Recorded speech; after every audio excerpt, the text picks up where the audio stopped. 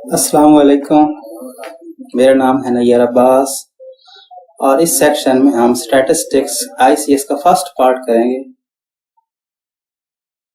सबसे पहले हम स्टैटिस्टिक्स के इंट्रोडक्शन के बारे में कुछ बातें करेंगे, कुछ डेफिनेशंस हैं, कुछ कंसेप्ट हैं, उनको क्लियर करेंगे।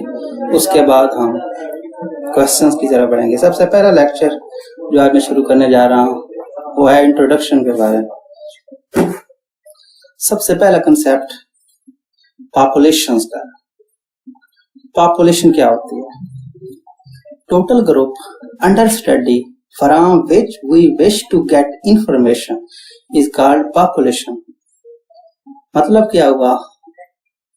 वो ग्रुप जिसके बारे में हम इंफॉर्मेशन हासिल करना चाहते हैं उस ग्रुप को पॉपुलेशन कहेंगे। For example, if we want to get information from the student of first year class of any college, then the student of first year class of that college is our population. अगर हम first year class किसी भी college की उसके बारे में हम information हासिल करना चाहते हैं तो ये जो क्लास होगी उसको हम कहेंगे पॉपुलेशन। उसके बाद कंसेप्ट आता है सैंपल का। सैंपल क्या होता है? A small part of population represent the qualities of population is called sample. यानी कि पॉपुलेशन का वो छोटा सा हिस्सा जो उसकी क्वालिटी, जो उसकी खसूसियात को मेंशन करता है, जो उसकी खसूसियात को जाहिर करता है, उसको हम कहेंगे सैंपल। इसके बाद एक और डेफिनेशन आती है, a sample which represent all quantities of population. वो सैंपल जो पॉपुलेशन की तमाम खसूसियात को रिप्रेजेंट करे उसको कहते हैं रिप्रेजेंटेटिव सैंपल। Parameter.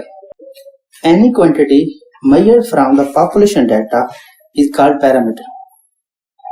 क्वांटिटी, वो क्वांटिटी जो पॉपुलेशन डाटा को मेजर करने के लिए यूज करते हैं उसको पैरामीटर कहते हैं। पॉपुलेशन डाटा को मेजर करने के लिए जिस क्वांटिटी का इस्तेमाल किया जाता है उसको पैरामीटर कहते हैं। Parameters are denoted by Greek letter. Greek letter से जाहिर किया जाता है। मीन के लिए म्यू एंड वेरियंस के लिए सिग्मा स्क्वायर। उसके बाद statistic, any quantity measured from sample data is called statistics. क्योंकि वो वाली क्वांटिटी जो सैंपल डाटा को मेजर करती है उसको स्टैटिस्टिक कहते हैं। यहां पर पैरामीटर और स्टैटिस्टिक्स में मेन डिफरेंस क्या है? पैरामीटर पॉपुलेशन डाटा को मेजर करता है और स्टैटिस्टिक जो है वो सैंपल डाटा को मेजर करने के लिए यूज होता है। पैरामीटर्स को डिनोट किया जाता है ग्रीक लेटर के साथ और स्टैटिस्टिक को डिनोट किया जाता है इंग्लिश लेटर के साथ। मीन्स एक्स बार, वेरियंस एक्स स्क्वायर।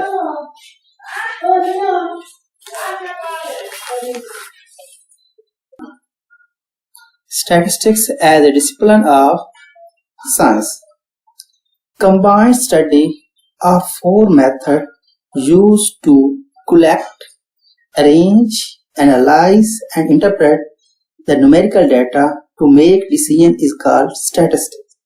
अब ये statistics की definition है।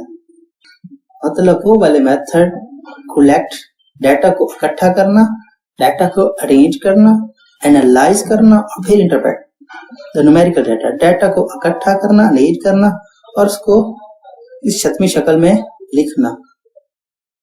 कोई फैसला करने के लिए, किसी चीज के बारे में फैसला करने के लिए।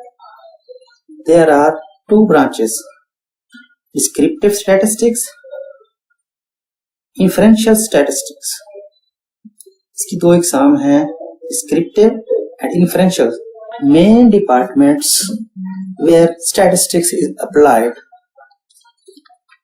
वो कौन से डिपार्टमेंट हैं जहां स्टैटिस्टिक्स को अप्लाई किया जाता है? सबसे पहला बैंक्स, दूसरा insurance companies, bureau of statistics, research institute, यानी कि बैंकिंग में, इंश्योरेंस कंपनीज में, bureau of statistics and research institute में स्टैटिस्टिक्स को यूज किया जाता है। उसके बाद आता है वेरिएबल का कंसेप्ट। वेरिएबल क्या होता है? A characteristic that differ either in quantity or quality from object to object called variable, यानी कि वो वाली खसूसियात जो फर्क करती है quantity or quality object to object में। मतलब दो चीजों के दरमियान क्वालिटी और क्वांटिटी में जो चीज फर्क करती है, जो खसूसियत फर्क करती है, उसको कहते हैं variable. For example beauty, height, weight, constant are characteristics that does not differ in quantity or quality from object to object is called constant.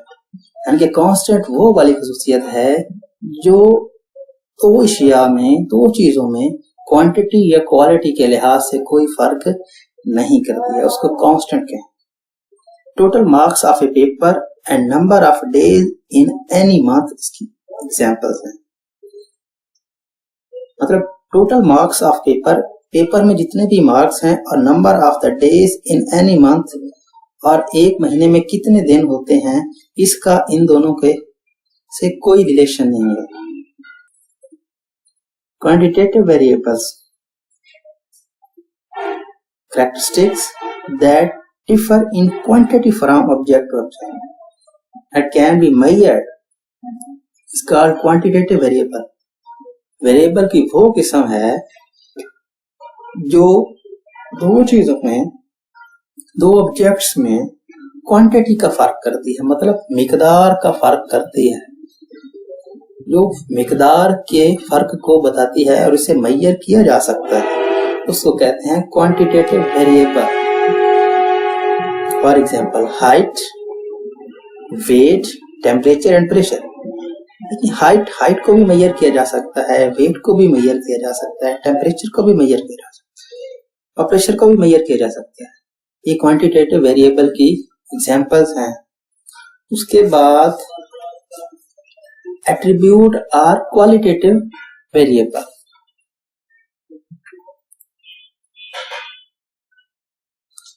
A characteristic that differ in quality from object to object and cannot measure is called qualitative or attributive variable। यानी कि वो वाली खसूसियत जो object to object में quality के फर्क को बताती है, इसको मेजर नहीं किया जा सकता। ये जिस फर्क बताती है इसमें इसको मेजर नहीं किया जा सकता, इसको कहते हैं एट्रीब्यूट और qualitative variables. For example religion, beauty को मेजर नहीं किया जा सकता। इंटेलिजेंस को भी मेजर नहीं किया जा सकता, क्योंकि इसका सिर्फ अंदाजा लगाया सकता है, इसको मेजर नहीं किया जा सकता। Continuous variable, a variable which takes all possible values in the given interval called continuous variable। ये वेरिएबल वो वाला वेरिएबल जिसमें इंटरवल के दरमियान तमाम की तमाम वैल्यूज को लिया जा सकता है, इसको कहते हैं कंटीन्यूअस वेरिएबल। मतलब हाइट, वेट एंड स्पीड। उसके बाद आता है primary data. Primary data initially collected data in its first creative form, यानी कि कोई भी फॉर्म मुकम्मल करने के लिए जो सबसे पहले डाटा इकट्ठा किया जाता है उसको प्राइमरी डाटा कहते हैं। फॉर एग्जांपल किसी स्कूल या कॉलेज में एडमिशन लेने के लिए जो हम सबसे पहले फॉर्म फिल करते हैं उसको प्राइमरी डाटा कहते हैं। इसके सोर्सेज क्या है? इसके 5 सोर्सेज हैं। At least 5 methods are used to collect primary data. सबसे पहला डायरेक्ट पर्सनल इंक्वायरी, दूसरा इनडायरेक्ट पर्सनल इंक्वायरी, तीसरा क्वेश्चनियर मेथड, चौथा through local resources, personal investigation.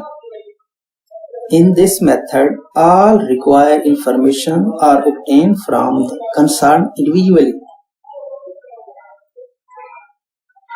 ये वो वाला मेथड है जिसमें रिक्वायर इंफॉर्मेशन, जो इंफॉर्मेशन हमें चाहिए उनको हासिल किया जाता है कंसर्न इंफरादी तौर पर. For example, asking different question from candidates who want to get admission in statistics. किसी भी स्टूडेंट को जो एडमिशन में लेना चाहता है स्टैटिस्टिक्स में, उससे मुख्तलिफ किस्म के क्वेश्चन किए जा सकते हैं कि आप एडमिशन क्यों लेना चाहते हैं. ऐसे इस तरह से कोई भी क्वेश्चन जो पूछे जाएंगे, या आपका नाम क्या है, बल्दियत, ये वाले सारे क्वेश्चन ये प्राइमरी डाटा और इन्वेस्टिगेशन, पर्सनल इन्वेस्टिगेशन में आते हैं. उसके बाद secondary data. Primary data change into any other form according to the requirements of the investigation is called secondary data. Primary data change होके secondary data में convert हो जाता है according to requirements and investigation. Requirements के मुताबिक primary data को change करके secondary data में convert कर दिया जाता है. Secondary data is not collected. Secondary data is not collected, but it obtained by changing the form of primary data. Secondary data जो होता है ये collect नहीं किया जाता, इसको हासिल किया जाता है सिर्फ primary data के change करने से. Census report released by Department of an example of secondary data. Census report मरदमशुमारी की जो रिपोर्ट होती है उसको सेकेंडरी डाटा कहते हैं. सबसे पहले वो जाते हैं घर घर में, उससे इंफॉर्मेशन लेते हैं. इंफॉर्मेशन लेने के बाद उसको एक खत्मी शक्ल देते हैं. प्राइमरी डाटा को सेकेंडरी डाटा में कन्वर्ट करते हैं. जो सेकेंडरी डाटा में कन्वर्ट होते हैं वो कैंसस रिपोर्ट बन जाती है. Measurements error. The difference between measure value and true value is called measurements error. पैमाइशी गलती, मेजरमेंट्स एरर. ये मेजर्ड वैल्यू और ट्रू वैल्यू के दरमियान फर्क होता है. इनके जो वैल्यू मेजर किए गए हैं और जो उसकी असल वैल्यू है उनके दरमियान जो फर्क है उसको मेजरमेंट एरर कहते हैं. This error occurs due to personal limitation और इम्परफेक्शन ऑफ इंस्ट्रूमेंट्स. ये वाली जो एरर हैं ये पर्सनल लिमिटेशन या पर्सनल गलती की वजह से, जाती गलती की वजह से या आले की गलती की वजह से होती हैं. रैंडम एरर को रैंडम वेरिएशंस भी कहते हैं. Random variation is an observational process that deviate the observed value from the true value at any time but balance out in the long run is known as random error.